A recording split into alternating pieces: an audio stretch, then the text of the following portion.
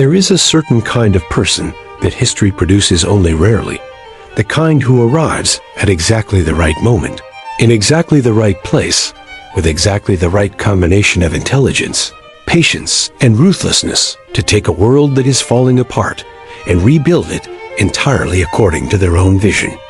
Caesar Augustus was that kind of person, and the world he rebuilt was not a city or a kingdom, but the greatest empire that the ancient world had ever seen, a civilization stretching from the deserts of North Africa to the forests of Northern Europe,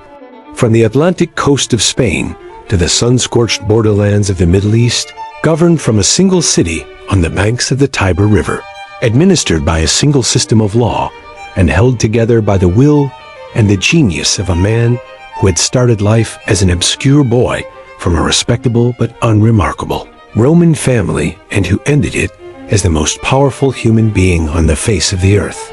To understand Augustus, we have to begin with Rome itself, because Rome before Augustus was not the orderly and magnificent empire that we tend to picture when we think of ancient Roman history. The Rome that Augustus was born into in 63 BC was a city in profound and accelerating crisis, a republic that had been built on a set of political institutions designed for a small city-state, and that was now straining under the weight of an empire. It had acquired almost accidentally through a century of military conquests that had brought enormous wealth and enormous instability, flooding into the heart of the city at the same time. The streets of Rome were dangerous. The political system was corrupt.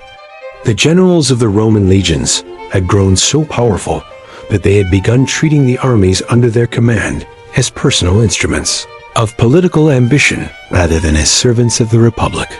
The result was a cycle of civil wars, assassinations, and political violence that had been consuming the Roman world for decades by the time Octavian, as Augustus was known in his youth, first opened his eyes in the city that he would one day transform beyond recognition. His birth on the 23rd of September, 63 BC, on the Palatine Hill in the heart of Rome, was not the birth of a man anyone would have predicted greatness for. His father, also named Gaius Octavius, was a member of the Octavia clan, a family of the equestrian class, which in Roman social terms placed them in a position of reasonable wealth and respectability, but well below the ancient patrician families of the senatorial aristocracy, whose lineages stretched back centuries and whose members regarded themselves as the natural rulers of the Republic. The Octavi were what Romans called a novus homo family, a new family, meaning one that had risen to prominence relatively recently through military and political service rather than through the accumulated prestige of generations. That distinction, that gap between the respectable and the truly noble, would matter enormously in the years to come, shaping both the obstacles that young Octavian would face and the creative political solutions he would devise to overcome them. His mother, Asia Balba, brought something far more significant to the family than social status. However, because Asia was the niece of a man whose name was already becoming one of the most famous in the entire Roman world, a military commander, politician, and writer of extraordinary ability named Gaius Julius Caesar, whose campaigns in Gaul were in the process of extending the borders of the Roman Republic all the way north to the English Channel, and who was simultaneously, in the mid-1st century BC, emerging as one of the 2 or 3 most powerful and most dangerous men in Rome. That family connection, the blood tie between a young boy growing up in the Palatine Hill district and the greatest general of the age, would prove to be the axis around which Octavian's entire life would turn, the thread that connected an unremarkable childhood to one of the most extraordinary careers in the history of the ancient world. If you are enjoying this video, consider leaving a like and subscribing to the channel so you never miss a new biography. And now I want to hear from you. Drop a comment below telling me where in the world you are watching this from. The early years of Octavian's life were shaped by loss and displacement. His father died when Octavian was not yet 4 years old, leaving his mother to remarry and leaving the boy himself in the care of his grandmother Julia, Caesar's sister, in the family's ancestral lands at Velitri, approximately 40 kilometers south of Rome. It was an unusual arrangement, and the relationship between grandmother and grandson was evidently one of genuine warmth and mutual affection, because when Julia died in 51 BC, when Octavian was just 12 years old, the boy who delivered the funeral oration over her body did so not as a matter of ceremony, but as a matter of genuine grief. That he was capable of delivering such an oration at 12 years old tells us something important about his education and his natural gifts. Because Roman funeral orations were not simple affairs, but carefully constructed rhetorical performances, and the ability to deliver one convincingly at an age when most children were still learning the basics of Latin grammar and arithmetic suggested a mind that was already operating at a level well above what his years would normally have allowed. While Octavian was growing up in the shadow of his grandmother's household, the Roman world around him was undergoing changes of seismic proportions, the kind of political earthquakes that reshape the landscape of history permanently, and that leave nothing afterward quite the same as it was before. The story of those changes begins with three men, three of the most powerful figures in Roman history, whose rivalry and eventual conflict would create the conditions that made everything Augustus later accomplished both possible and necessary. The first of these was Pompeius Magnus, known to history as Pompey the Great, a military commander of formidable ability, who had won famous victories in the eastern Mediterranean, and who commanded the loyalty of large portions of the Roman Senate. The second was Marcus Licinius Crassus, the wealthiest man in the Republic, a figure whose financial power was so vast that he had effectively purchased his way into the highest levels of Roman political life. The third, and ultimately the most consequential of the three, was Gaius Julius Caesar himself, Octavian's great-uncle, who had returned from his campaigns in Hispania with a reputation for military competence and political cunning that made him immediately both attractive as an ally and frightening as a potential rival. In 60 BC, these three men formed what historians call the First Triumvirate, a loose and unofficial political alliance designed to allow them to dominate Roman politics by cooperating with each other rather than wasting their energies in mutual destruction. It was a practical arrangement born of cold political calculation,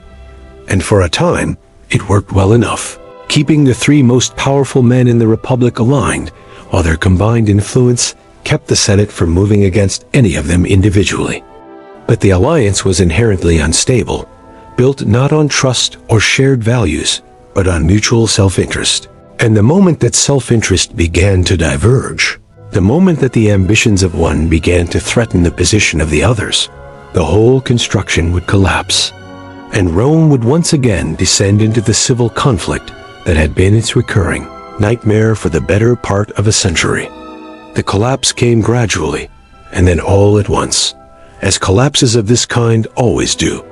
Crassus led a Roman army east against the Parthian Empire in 53 BC, seeking a military victory that would raise his status to match that of his more celebrated partners. And Crassus was killed at the Battle of Carrhae in one of the most catastrophic defeats in Roman military history, a disaster that would echo through Roman consciousness for generations, and that removed the third leg from the already unsteady stool of the triumvirate. With Crassus gone, the alliance between Pompey and Caesar, never truly comfortable, deteriorated rapidly into open hostility, with the Senate backing Pompey as the safer of the two options. Caesar increasingly isolated on the other side of the Alps in Gaul, commanding an army of battle-hardened veterans and facing the prospect of either surrendering his power voluntarily and accepting the political oblivion that would follow, or crossing the line that no Roman general was constitutionally permitted to cross and bringing his armies south into Italy. Caesar chose to cross the line. On the 10th of January, 49 BC, he led his forces across the Rubicon River in northeastern Italy, the boundary beyond which Roman law forbade any general to bring armed troops, and in doing so, he initiated the civil war that would eventually sweep away the Republic and everything it had stood for. The campaigns that followed took Caesar from Italy to Greece, to North Africa, to Spain, and finally to Egypt, where the conflict resolved itself at the Battle of Pharsalus in 48 BC, when Caesar defeated Pompey decisively, and Pompey fled to Egypt only to be murdered on the orders of the Ptolemaic court, which calculated, incorrectly as it turned out, that killing Rome's greatest general would curry favor with the man who had just defeated him. Caesar emerged from the wreckage of the civil war as the undisputed master of the Roman world, holding the office of dictator with a permanence and a totality that made a mockery of the constitutional traditions that had governed the use of that title in the past, and setting in motion a chain of events whose ultimate consequence, though no one could have predicted it at the time, would be the transformation of the Roman Republic into the Roman Empire under the man we know today as Caesar Augustus. During these years of upheaval and civil war, young Octavian had been growing closer to his great-uncle, demonstrating in the process a combination of physical courage and political intelligence that Caesar found increasingly impressive. He had been elected to the College of Pontiffs, one of Rome's ancient priestly orders, at the remarkably young age of 15, a distinction that spoke to both his family connections and his own emerging reputation in Roman public life. He had petitioned his mother repeatedly for permission to join Caesar's campaigns, eventually receiving her reluctant consent and seeing action in the closing stages of the civil war in Hispania in 46 BC, where the remnants of Pompey's supporters were making their final stand. Whatever Octavian did in those Spanish campaigns, he did it well enough to catch Caesar's eye in a way that no amount of family connection alone could have manufactured, because Caesar was a man of too much military experience and too much worldly intelligence to be impressed by anyone simply on the basis of birth. By late 46 or early 45 BC, Caesar had altered his will to formally adopt Octavian as his son and name him the primary beneficiary of his enormous estate, a decision that would change the history of the world. Caesar, of course, did not live long enough to see what that decision would set in motion. The conspiracy that ended his life on the 15th of March, 44 BC, the famous Ides of March, had been building in the Roman Senate for months, driven by men who feared that Caesar intended to make himself king, a title that carried in Rome a weight of historical horror that went back to the very founding of the Republic, when the Romans had expelled their last king and swore never again to submit to royal rule. 23 senators surrounded him in the Senate chamber and stabbed him in a frenzied attack that left him dead on the marble floor. And in the silence that followed the killing, as his assassins looked at each other across the body of the most powerful man in the world, they believed they had saved the Republic. What they had actually done was create the conditions for its final destruction. Octavian was not in Rome when Caesar was killed. He was in Illyria, on the eastern shore of the Adriatic Sea, undergoing military training, and the news of his great-uncle's assassination reached him as a young man of 18 with no army of his own, no official political position of any consequence, and no experience of the kind of high-stakes political maneuvering that the situation now demanded. What he had was Caesar's name, Caesar's money, and Caesar's network of loyal veterans and political supporters across Italy. And in the weeks and months that followed, he would demonstrate, with a precocity and a ruthlessness that astonished everyone who witnessed it, that those three things in the right hands were more than enough to begin the ascent toward a power that no one in Rome yet understood was waiting for him at the top of a very long and very dangerous climb. He moved with a speed and a decisiveness that Caesar himself would have recognized and admired.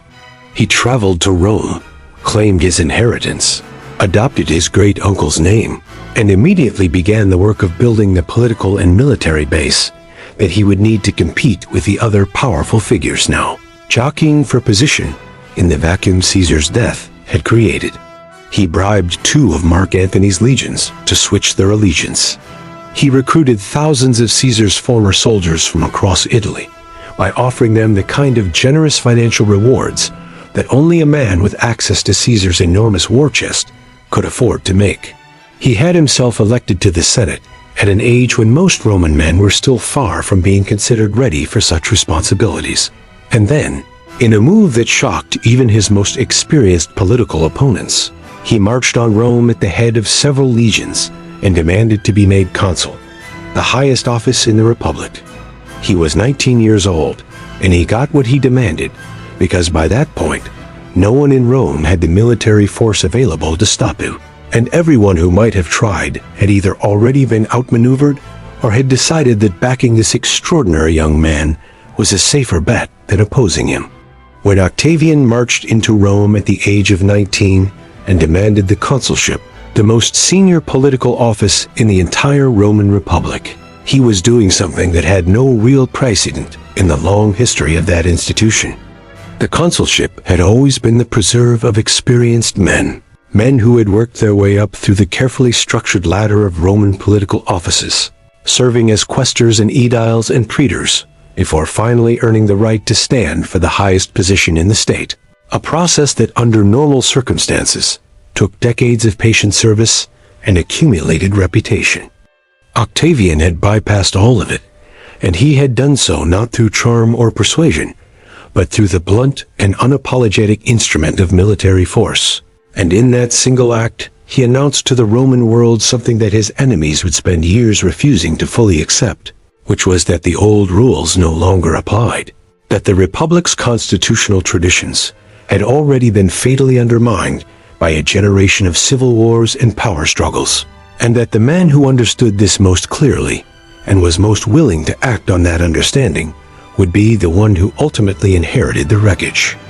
The political landscape that Octavian now had to navigate was one of extraordinary complexity and danger.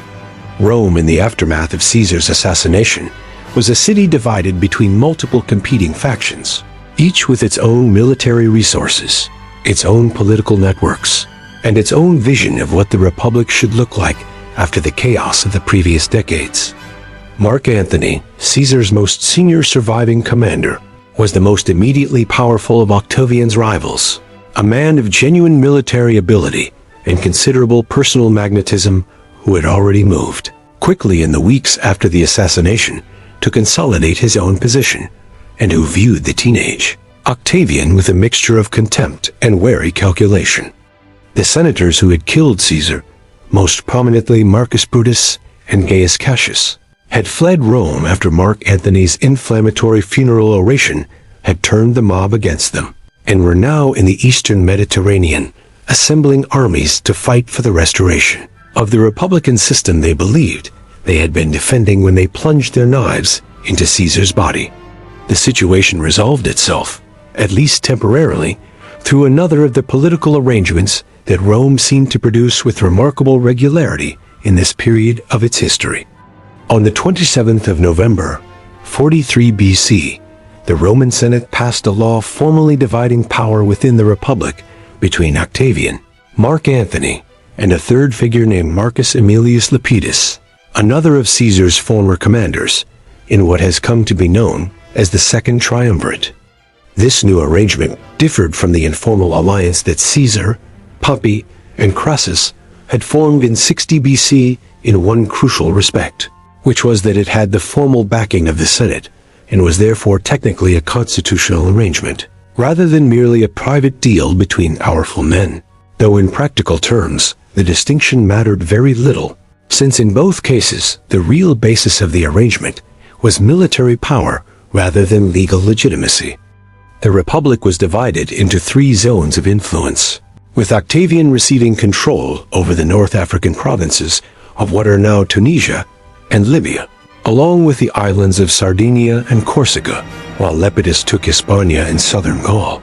and Antony controlled the Alpine regions and most of the rest of Gaul. The first order of business for the new triumvirate was dealing with Brutus and Cassius, who had assembled formidable armies in the eastern Mediterranean, and were presenting a genuine military threat to the triumvirate's control of Rome and Italy. Octavian and Antony crossed the Adriatic Sea with 28 legions, an enormous force that dwarfed anything Caesar had commanded in any single campaign, and marched north through Greece to confront the assassins near the city of Philippi in Macedonia. The battle that followed in 42 BC was one of the largest military engagements in the history of the ancient world, involving upwards of 200,000 men on the two sides combined, and it ended in the complete destruction of the Republican cause, not through any single decisive military stroke, but through a chain of misunderstandings and suicides that left both Cassius and Brutus dead, and their forces leaderless and surrendering. Cassius killed himself after receiving false reports that Brutus had been defeated. Brutus killed himself when he learned that Cassius was already dead. It was a strange and anticlimactic ending to the last serious military attempt to restore the Roman Republic, and it cleared the way for the final act of the drama that had been building since the day Caesar crossed the Rubicon. With the enemies of the triumvirate defeated, the arrangement between its three members began its inevitable disintegration. Lepidus, who had always been the weakest of the three partners, was progressively marginalized through a combination of political maneuvering and outright fabrication, with Octavian and Antony inventing charges against him to justify removing him from any meaningful share of power. Before Octavian finally stripped him of all his offices in 36 BC, when Lepidus attempted to assert his authority over Sicily, and found his own legions simply walking away from him after Octavian made clear that he was prepared to pay them generously for their loyalty. It was one of the defining characteristics of Octavian's approach to politics in this period, that he understood with absolute clarity the relationship between financial generosity and military loyalty, that Roman soldiers followed the man who paid them best, and that Caesar's inheritance had given him the financial resources to outbid virtually anyone else in that particular competition. The removal of Lepidus from the political equation left only two men standing in the Roman world, Octavian controlling the West and Mark Antony controlling the East, and the tension between them had been building for years beneath the surface of their formal alliance, fed by personal animosity, political rivalry, and the increasingly complicated situation developing in Egypt, where Antony had established himself in the court of the Ptolemaic queen, Cleopatra, and was conducting a relationship that would give Octavian exactly the political ammunition he needed to bring the final confrontation to a head. Cleopatra was one of the most remarkable women of the ancient world, a ruler of formidable intelligence and political skill who spoke 9 languages, understood economics and statcraft with a sophistication that most of her contemporaries lacked, and who had previously been the lover of Julius Caesar himself, bearing him a son named Caesarion, whose existence was, from Octavian's perspective, an extremely inconvenient complication, since a legitimate son of Caesar's blood represented a potential rival claim to everything that Octavian had built his political identity around. Antony's relationship with Cleopatra was, by the standards of Roman politics, a gift to his enemies, and Octavian used it with a skill and a shamelessness that demonstrated just how completely he had mastered the dark arts of political propaganda. He portrayed Antony not merely as a man who had taken an Eastern queen as his mistress, but as a Roman who had gone native, who had abandoned his Roman identity and his Roman values in favor of the luxurious and decadent culture of the Egyptian court, who was planning to move the capital of the Roman world from Rome to Alexandria, who had promised to carve up the territories of the Republic among his children by Cleopatra like a Hellenistic king, distributing his kingdom among his heirs, and who represented, in short, an existential threat to everything that Rome had built and everything that Rome stood for. The fact that much of this was exaggeration or outright invention mattered less than the fact that it was politically effective, tapping into deep Roman anxieties about Oriental influence, foreign queens, and the corruption of Roman virtue by Eastern luxury that had been a recurring theme in Roman political discourse for generations. In 32 BC, Octavian went further than mere political propaganda and entered the Temple of the Vestal Virgins in Rome to seize Antony's will, which was stored there according to Roman custom. Then read selected passages of it to the Senate to demonstrate that Antony had indeed made provisions to distribute Roman territories to his children by Cleopatra, and had expressed a wish to be buried in Alexandria rather than Rome. Whether the will as Octavian presented it was genuine, partially fabricated, or selectively edited is a question that historians have debated for centuries and will probably never resolve definitively. But its political effect was precisely what Octavian intended, and by the end of 32 BC the Senate had formally revoked Antony's powers and declared war on Cleopatra and her Egypt, transforming what had been a personal and political rivalry between two Roman commanders into a patriotic war between Rome and a foreign power, with Octavian positioned as the defender of Roman civilization and Antony recast as the traitor who had defected to the enemy. It is worth pausing here to appreciate the sheer audacity and sophistication of what Octavian had accomplished through pure political intelligence in the years leading up to this moment. Because the story of the wars of the late Roman Republic is often told primarily as a military history, a series of battles and campaigns whose outcomes were determined by the quality of the generals and the fighting ability of the legions. And those things mattered enormously, of course, and we will come to the decisive military confrontation in a moment. But what made Octavian ultimately victorious where Caesar had ultimately failed was not superior military genius, because Antony was at least as capable a general as Octavian, if not more so, and Marcus Agrippa, Octavian's most trusted commander, was the true military architect of many of the victories that secured Octavian's position. What made Octavian victorious was his extraordinary ability to manage the political narrative of the conflict, to define himself as the legitimate heir of Caesar's legacy and the defender of Rome's values, while defining his opponents as threats to the Republic and the Roman way of life, and to use that narrative to build and maintain the broad coalition of support that kept his position secure through years of dangerous and fluid political circumstances. The military climax of the struggle came in 31 BC at the Battle of Actium, a naval engagement fought at the mouth of the Ambracian Gulf on the northwestern coast of Greece that would determine the fate of the Roman world. Antony had assembled a massive force of roughly 200,000 men and several hundred ships on the Greek coast, intending to use Greece as the launching pad for an invasion of Italy. But the months leading up to the battle had not gone well for him. Disease had ravaged his forces. Desertions had weakened his legions. The strategic initiative had gradually shifted to Octavian and Marcus Agrippa, whose superior naval management and more effective supply lines had left Antony increasingly boxed in and unable to move. By the time Antony attempted his breakout from the Ambracian Gulf on the 2nd of September, 31 BC, he was fighting not from a position of strength, but from desperation, and the fleet that sailed out to meet Agrippa's waiting galleys was already a diminished force compared to what it had been at the beginning of the campaign.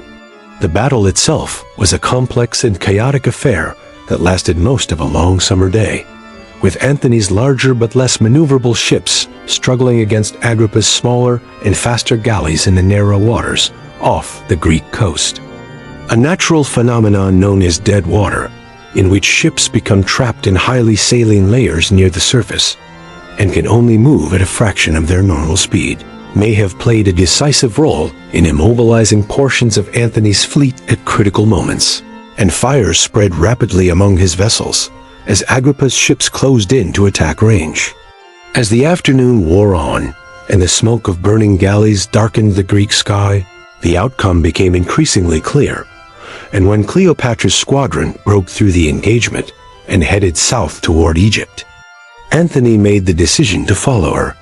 abandoning his fleet and his army to their fate and effectively conceding the battle, the war, and the Roman world to Octavian in a single moment of decision. The pursuit was swift and final. Octavian and Agrippa followed Antony to Egypt, and in the summer of 30 BC, as it became clear that there was no escape and no negotiation possible, both Antony and Cleopatra chose death over capture and the humiliation of being paraded through Rome in Octavian's triumph. Antony fell on his sword on the 1st of August, 30 BC, and Cleopatra followed him 9 days later, dying by poison rather than, as the romantic legend would have it, the bite of an asp. Egypt, which had existed as an independent kingdom for 3,000 years and which had been the last major power in the Mediterranean world outside of Roman control, was formally annexed as a Roman province. Its enormous wealth flowing directly into Octavian's treasury and giving him financial resources that dwarfed anything any previous Roman leader had ever commanded. The Roman civil wars were over. The Republic, in any meaningful sense, was over. The man who stood in the ruins of everything that had come before, surveying a world that had been transformed beyond recognition by a generation of conflict, was 32 years old, in complete control of the largest and most powerful political entity in the known world, and already thinking carefully and methodically about how to consolidate what he had won in a way that would prove more durable and more sustainable than anything his great-uncle Caesar had managed. He had learned from Caesar's mistakes with the same attentiveness that he had learned from Caesar's successes. And the lesson he had drawn from the Ides of March was one he intended never to forget, that the Romans would tolerate extraordinary concentrations of power, but they would not tolerate the open and unashamed declaration of that power in forms that violated their deepest political traditions. The challenge ahead was not military. It was constitutional, cultural, and psychological. The challenge of building a new political order on the foundations of an old one, without appearing to have destroyed anything that the Romans held sacred. It was, in many ways, a harder task than winning the civil wars had been, and it would require every ounce of the political genius that had brought Octavian this far. When Octavian returned to Rome in the summer of 30 BC, fresh from the conquest of Egypt and the defeat of the last serious military challenge to his authority, he faced a problem that no amount of military genius or political cunning could solve by force alone. He was, in practical terms, the absolute ruler of the Roman world, commanding more power than any individual in the history of the Republic had ever held, controlling the largest armies, the greatest treasury, and the most extensive network of political relationships that Rome had ever seen concentrated in the hands of a single man. And yet the Romans, a people with a profound and deeply held attachment to the idea of republican government and a centuries-old horror of anything that resembled monarchy, would not have accepted a simple declaration of personal rule from the man who had just ended their civil wars, any more than they had accepted it from Julius Caesar, whose fate served as the most vivid possible warning of what happened to Roman leaders who made the mistake of reaching too openly for the crown. Caesar had been brilliant, and Caesar had been killed by men who believed they were defending the Republic. Octavian had no intention of making the same mistake, and the solution he devised over the years that followed was one of the most sophisticated pieces of political engineering in the history of the ancient world. A construction so carefully calibrated and so perfectly attuned to the psychological and cultural sensitivities of the Roman people that it managed to be, simultaneously, an almost total concentration of power in one man's hands, and a convincing performance of republican tradition and constitutional propriety. He did not call himself king. He did not call himself dictator. He did not even, for many years, call himself emperor in the sense that we understand that word today. Instead, he called himself the princeps, the first citizen, the foremost man of the Republic, a title that carried enormous practical authority while appearing, at least on the surface, to be nothing more than a mark of respect from a grateful Senate to a man who had served Rome exceptionally well. The constitutional transformation that formalized this arrangement came in January of 27 BC, when the Senate gathered to debate the question of what role Octavian should play in the governance of the Republic going forward. In a scene that was almost certainly carefully choreographed in advance, Octavian appeared before the Senate and announced his intention to resign all his extraordinary powers and return the Republic to its traditional institutions,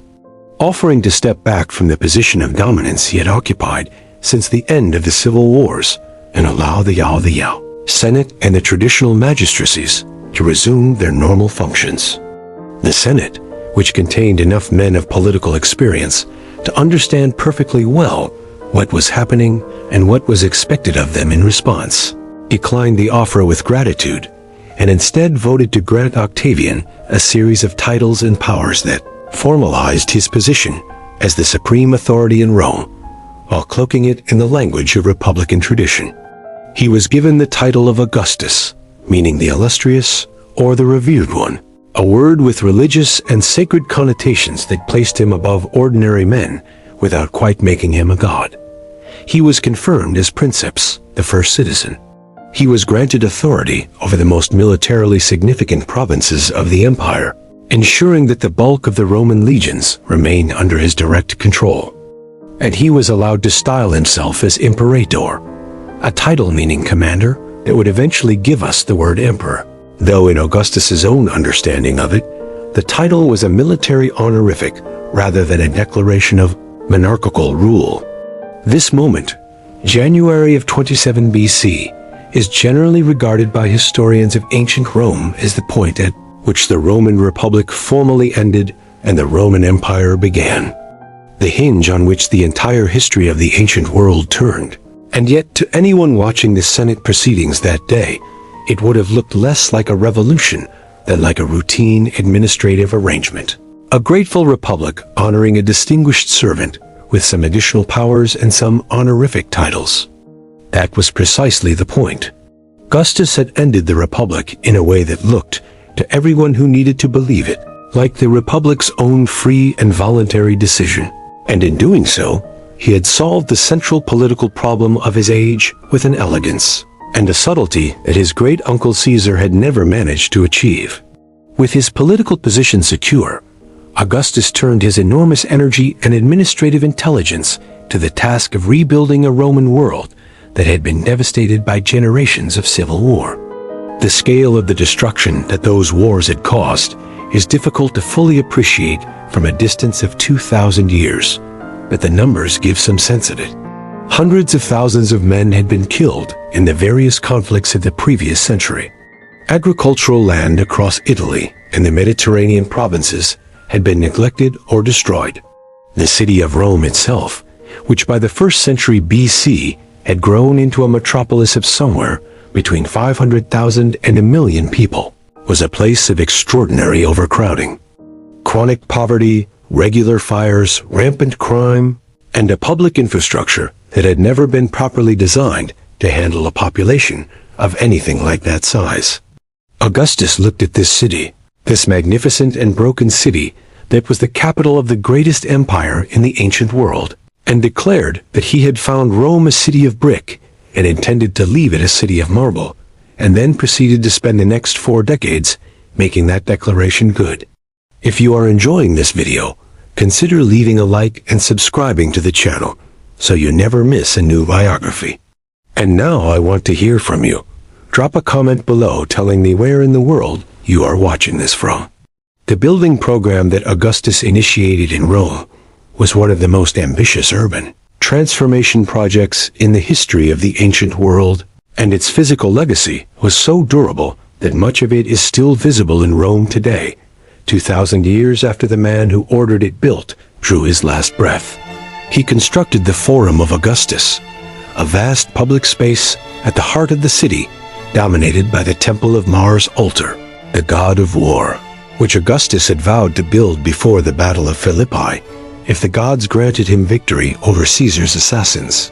He restored 82 temples across the city that had fallen into disrepair during the decades of civil conflict, understanding that the physical state of Rome's religious buildings was both a practical problem and a symbolic one, a visible sign of the neglect that the Republic had suffered through years of war, and that their restoration would signal to the Roman people that order, piety, and proper attention to the gods had returned to the city along with the man who had restored them. He built the Theater of Marcellus, named for his beloved nephew and chosen heir, who died heartbreakingly young, and the Era Paucis, the Altar of Peace, one of the most beautiful monuments in Roman history, commissioned to celebrate the peace that Augustus had brought to a world that had known almost nothing but war for a century. Beyond the physical transformation of Rome,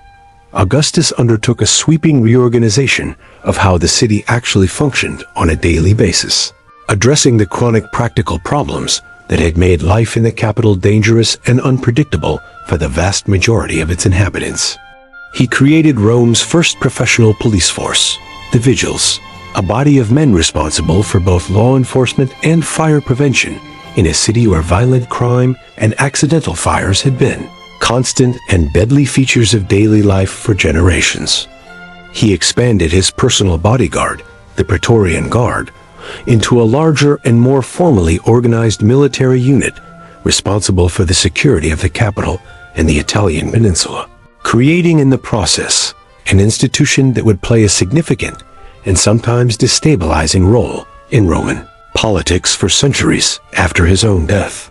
He reformed the administration of the city's grain supply, which was the single most politically sensitive aspect of Roman governance, given that the capital's enormous population was dependent on regular shipments of grain from Egypt and North Africa, and that any interruption to those shipments could produce riots and political crises with terrifying speed.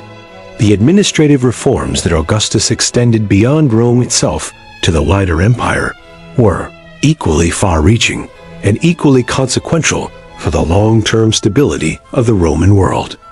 He divided the empire's provinces into two categories: those administered by the Senate and those administered directly by magistrates appointed by and accountable to Augustus himself. A division that gave the Senate enough responsibility to maintain the appearance of its traditional role while ensuring that Augustus retained personal control over all the provinces that mattered most militarily and economically. Egypt, the richest province in the entire empire and the primary source of the grain that fed Rome, was placed in a special category of its own, administered by a prefect directly responsible to Augustus, and deliberately kept out of the hands of the senatorial aristocracy, whose members were forbidden even from visiting the province without imperial permission, because Augustus understood that whoever controlled Egypt controlled the food supply of Rome and therefore, ultimately, controlled Rome itself. The reign of Augustus is remembered in the history of ancient Rome not only as the era of the Pax Romana, the Roman peace, the longest period of relative stability and prosperity that the Mediterranean world had experienced in living memory, but also as one of the greatest ages of Latin literature in the entire history of Roman civilization. The poets and writers who flourished under Augustus's patronage produced works that have shaped Western culture in ways that are still felt today, 2,000 years after they were written, and the connection between their creative output and the political environment Augustus created was not coincidental. Augustus understood, with the instinct of a man who is himself a gifted writer and a careful student of how culture shapes politics, that the transformation of Rome he was undertaking needed to be not merely administrative and military, but cultural and spiritual. That the Roman people needed to be given a new story about themselves and their place in the world, a story that made sense of the suffering they had endured through the civil wars, and that gave meaning and grandeur to the peace that had followed. The poet Virgil gave them that story in the Aeneid, the great epic poem that traced the origins of Rome back to the Trojan hero Aeneas. And that wove Augustus himself into a cosmic narrative of destiny and divine purpose, presenting the Pax Romana not as the victory of one faction over another in a civil war, but as the fulfillment of a promise made by the gods at the very beginning of Roman history. Horace gave them the Odes, lyric poems of extraordinary beauty that celebrated the pleasures of private life, the importance of friendship and loyalty, and the blessings of the peace that Augustus had brought, while also, more subtly, articulating a vision of Roman identity and Roman virtue that reinforced the cultural program Augustus was promoting through every other means available to him. Ovid gave them the Metamorphoses, a vast and endlessly inventive retelling of the myths of Greece and Rome that became one of the most influential works in the history of Western literature. Though Ovid's relationship with Augustus would eventually sour in ways that demonstrated the limits of the freedom that even the most celebrated poets enjoyed under the new imperial dispensation. The military expansion of the empire during Augustus's reign, extended Roman power in multiple directions simultaneously, with campaigns in Hispania completing the conquest of the Iberian Peninsula's northern tribes who had resisted Roman rule for 2 centuries. Operations in the Near East, tightening Roman control over the client kingdoms of the region, and a major diplomatic achievement in 20 BC, when Augustus secured the return of the Roman military standards that had been captured at the Battle of Carrhae 40 years earlier, when Crassus had led his army to destruction against the Parthian Empire in Mesopotamia. The return of those standards, without a military campaign, achieved through careful diplomatic pressure and the implicit threat of Roman military power, was presented by Augustus as a triumph equivalent to a great military victory, because it recovered something that had ranked as one of the most painful symbols of Roman humiliation, in living memory while avoiding the enormous costs and risks of another major Eastern war. Yet for all the genuine achievements of these years, for all the temples rebuilt and roads constructed and provinces pacified and poems written and institutions reformed, there was a shadow that moved through Augustus's reign in this period, a darkness that touched him personally in ways that no political success could fully compensate for, and it was the question of succession. Augustus had no son of his own, and the Roman Empire that he had built with such extraordinary care and such enormous personal cost needed an heir who could hold it together after he was gone. Because the one thing more dangerous than the concentration of power in a single man's hands was the sudden removal of that power with no one clearly designated to fill the vacuum. The search for a successor that dominated the middle and later years of Augustus's reign was a story of personal tragedy, of beloved young men dying before their time, and of an old emperor outliving the people he had most hoped to leave his world to. The question of who would inherit the Roman Empire after Augustus was not merely a dynastic concern, not simply the kind of succession planning that any ruler with a large estate and powerful enemies would naturally undertake as the years advanced and the body began to slow. It was, in the most literal sense, a question about the survival of everything that Augustus had built, because the Pax Romana, the Roman peace that had transformed the Mediterranean world, after a century of devastating civil war, rested on the authority and the legitimacy of a single man, and the institutions that Augustus had created to govern the empire were still too new and too untested to be certain they would hold together without the stabilizing presence of the man who had designed them.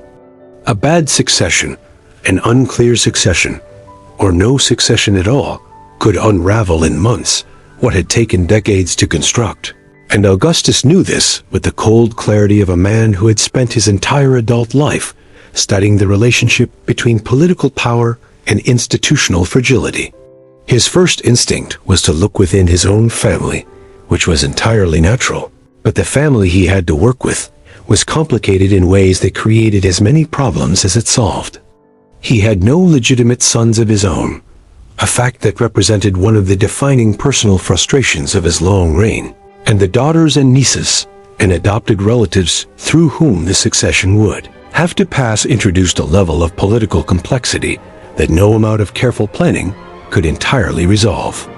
His beloved nephew Marcellus, the son of his sister Octavia, and the young man on whom Augustus had pinned his earliest hopes for the future, died at the age of 20 in 23 BC, the first in a series of heartbreaking losses that would mark the later decades of his reign with a grief that no imperial dignity could entirely conceal. The theater of Marcellus that Augustus built in his nephew's memory still stands in Rome today, a monument not only to architectural ambition, but to the particular sorrow of a man who had outlived too many of the people he had most loved and most needed. After Marcellus's death, Augustus turned to his trusted general and closest friend Marcus Agrippa as the next most logical candidate for the succession, formalizing the arrangement by having Agrippa marry his daughter Julia, Augustus's only child from his first marriage, and therefore the most direct blood connection to the emperor that any potential heir could possess through the female line. Agrippa was a man of formidable ability, probably the finest military commander of his generation, and a figure of proven administrative competence, who had been at Augustus's side through the darkest and most dangerous moments of the civil wars, and whose loyalty to the emperor was beyond question. The marriage to Julia produced 5 children, including 2 boys named Gaius and Lucius, whom Augustus formally adopted as his own sons and heirs, projecting onto these 2 young men all the hopes for dynastic continuity that had eluded him for so long. For a few years in the late 20s and early teens BC, it seemed as though the succession question had finally been resolved, that the empire had its future rulers, and that the transition of power, when it eventually came, would be orderly and secure. But history, which has a particular talent for destroying the careful plans of powerful men, was not finished with Augustus. Agrippa died in 12 BC, taken by illness at the age of 51, removing from the scene the man who had been in many ways the indispensable partner of Augustus's entire reign, the general who had won the Battle of Actium, the engineer who had built the infrastructure that sustained the empire, the loyal friend who had never once, in 40 years of close association, given Augustus any reason to doubt his commitment. And then, with a cruelty that seemed almost deliberate in its timing, Gaius and Lucius, the 2 adopted grandsons in whom Augustus had invested all his dynastic hopes, died in quick succession in the early years of the 1st century AD. Lucius died in 2 AD at the age of 19, and Gaius died 2 years later at the age of 23 from wounds sustained in a military campaign in the east. And Augustus, now in his mid-60s, and feeling the accumulating weight of decades of responsibility and personal loss, was left once again without a clear and unambiguous heir. The man who eventually emerged from this succession crisis as the next emperor of Rome was Tiberius, Augustus's stepson from his marriage to Livia, a woman he had famously taken from her previous husband before her second child was even born, and who would remain his companion and most trusted confidant for the rest of his life. Tiberius was a competent general and a capable administrator, a serious and somewhat austere man who lacked the personal warmth and political genius of Augustus, but who possessed the organizational ability and the military experience that the position required. Augustus formally adopted him as his son and heir in 4 AD, but the relationship between the 2 men was never warm, and those who observed the imperial court in its later years noted a certain resignation in Augustus's approach to the succession, a sense that Tiberius was the best available option rather than the chosen and beloved heir that Marcellus, or Gaius or Lucius, had once seemed to represent. It was during these same years of dynastic uncertainty that the Roman Empire suffered the most traumatic military disaster of Augustus's entire reign, a catastrophe so devastating that it purportedly caused the aging emperor to bang his head against the walls of his palace and cry out in anguish for his lost soldiers in the months that followed. In 9 AD, in the dense forests of northwestern Germania, in what is now Germany, a Roman commander named Publius Quinctilius Varus led 3 full legions, somewhere between 15 and 20,000 men, into an ambush prepared by a Germanic chieftain named Arminius, a man who had served in the Roman army himself and who used that experience to devise a trap that the Romans, accustomed to fighting in open terrain against enemies who met them in conventional battle, were almost completely unprepared to counter. Over the course of 3 days of fighting in the forest,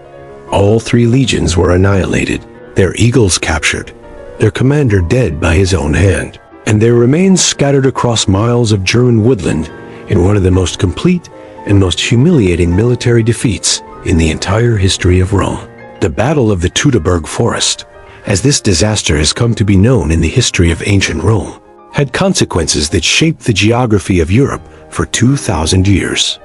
Augustus, shaken to his core by the magnitude of the defeat, never again attempted to push the Roman frontier east of the Rhine River, abandoning the ambition of conquering Germania that had been a Roman strategic goal for decades, and establishing instead the Rhine as the permanent northeastern boundary of the empire. The decision meant that the Germanic peoples beyond that boundary remained outside the Roman cultural sphere, developing along different lines and with different institutions than the peoples to the west and south, who lived within the empire. And the consequences of that divergence would eventually ripple forward through the centuries to shape the very different historical trajectories of the Germanic and Latin worlds. 3 legions lost in a German forest in 9 AD contributed, in ways that no one at the time could have anticipated, to the eventual emergence of distinct French, Italian, Spanish, and Germanic identities in medieval and early modern Europe. The final years of Augustus's reign were a period of consolidation and quiet, the long evening of an extraordinarily long and productive day. He continued to govern with the same meticulous attention to detail that had characterized his rule from the beginning, reading the reports of his provincial governors, managing the finances of the empire, corresponding with the distant corners of his enormous domain, and maintaining with remarkable consistency the constitutional fiction of republican governance that had been the foundation of his political legitimacy for more than 4 decades. The title of Pater Patriae, Father of the Country, which the Senate had bestowed on him in 2 BC, captured something genuine about the role he had come to play in the imagination of the Roman people, as a ruler who was not a king in the traditional sense, but something that the Romans found easier to accept and to honor, a father figure whose authority derived not from hereditary right or naked military power, but from a lifetime of service and achievement on behalf of the state.